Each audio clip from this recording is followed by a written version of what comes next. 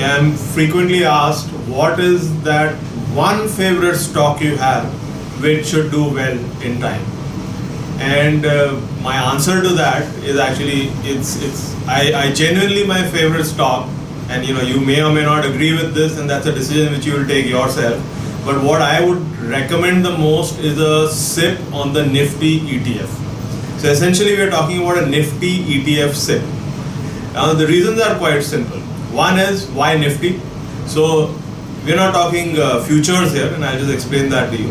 When you're buying the Nifty, you are actually buying the benchmark. So you have a whole lot of mutual funds which are saying that, we did so much better than the Nifty, or we did so much worse than the Nifty. My point is that if somebody is going to buy it, then why not buy the benchmark? And secondly, in some ways, I do believe that that the Nifty represents the country. So you are actually investing in the country. And second, that in some ways, it is biased in the sense that all the bad scripts, according to a formula, are thrown out of the Nifty, and the best scripts are always kept in. So by default, you are essentially buying the best scripts across the country, and this is nobody's choice. It is run by a formula which is transparent, which is available. So that's the reason for investing in Nifty, and we are talking long term here. The second is that why ETFs? Now, ETFs is nothing but a listed mutual fund. So you have the ability to buy a mutual fund. So whatever you invest is actually going to be spread out over all of those Nifty shares which are there, which is those 50 best stocks in the country. And it gives the facility and your ability to play it like an equity script.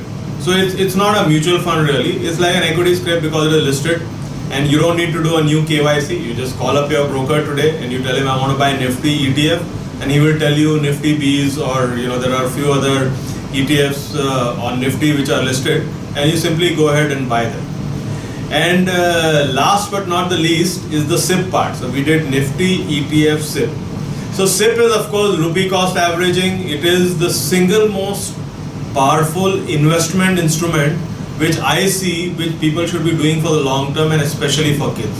So for example, assuming you have two kids, each of them is, let's say, about 5 years or 7 years, and you should just go in this with a 10-year horizon. You should say that I will invest for each of the kids 5,000 rupees a month, or any number like that, whatever suits you according to your budget. 5,000 rupees a month, for example, for each kid, and I'm going to only buy Nifty ETFs with this on the first of every month.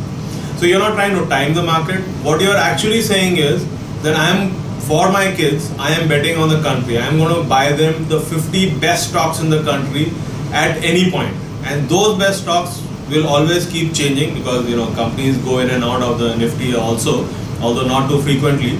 And in that sense, I think you would have secured, when we talk about equity giving great returns in future, this to me is the single best product which you can do. So what you should do now is pick up the phone, speak to your broker, and tell him, I want a SIP in a Nifty ETF. And he will arrange the rest of it for you. All you need to do is make that call now.